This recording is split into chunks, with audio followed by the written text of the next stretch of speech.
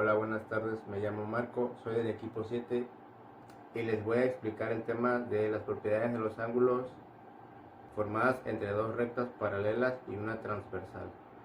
Para entender este tema hay que saber qué son dos rectas paralelas. Se les denomina rectas paralelas a las líneas rectas que mantienen una distancia entre sí y aunque se prolonguen mucho, aunque prolonguen su trayectoria hasta el infinito, en ningún momento pueden cruzarse, tocarse o rozarse.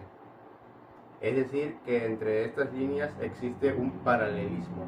Ahora hay que entender qué es una transversal. Una línea transversal es aquella que tiene la particularidad de atravesar al menos otras dos líneas, como se muestra en la imagen. El teorema de este tema es: si dos rectas paralelas son cortadas por una transversal y dos ángulos alternos internos son iguales, entonces los otros dos ángulos alternos internos también son iguales.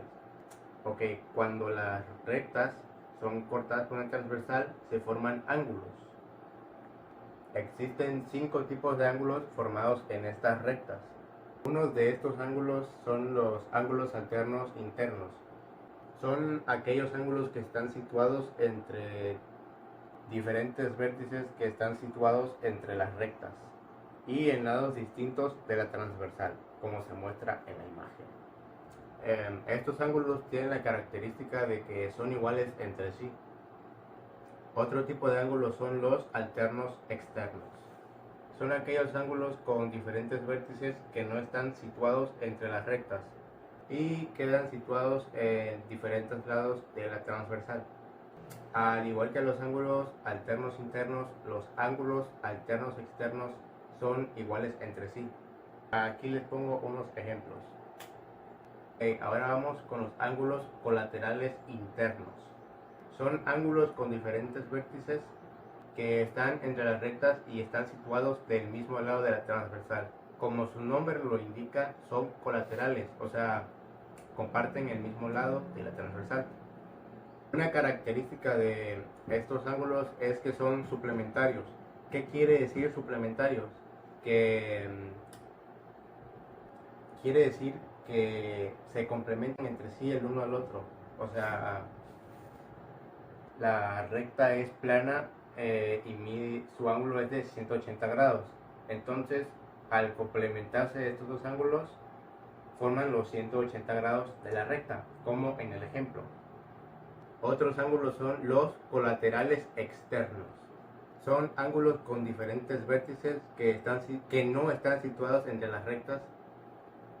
Son ángulos con diferentes vértices que no están situados entre las rectas y que están del mismo lado de la transversal. Al igual que los colaterales internos, los colaterales externos son suplementarios. Ok, como ya dije antes, los suplementarios son los que se complementan entre sí para formar 180 grados. Y los colaterales externos quedarían así. Ángulos correspondientes. Son ángulos que se encuentran de un mismo lado de la transversal formando parejas, un interno con un externo. Son ángulos que están del mismo lado de las paralelas Son ángulos que están del mismo lado de las paralelas y del mismo lado de la transversal. Por ejemplo, así.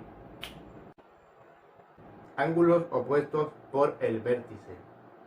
Son aquellos que tienen en común el mismo vértice y se oponen el uno al otro. Son aquellos ángulos cuyos lados de uno son semirrectas opuestos. Son aquellos ángulos cuyos lados son semirrectas opuestas a los lados del otro. Los vértices de ambos ángulos son comunes y sus lados están en un par de rectas que se cortan en el vértice común, pero no poseen ningún punto interior común. Una característica de estos ángulos es que, al igual que los alternos internos y los alternos externos, son iguales entre sí, como acá. Eso es todo en nombre del equipo 7. Gracias por su atención prestada. Adiós.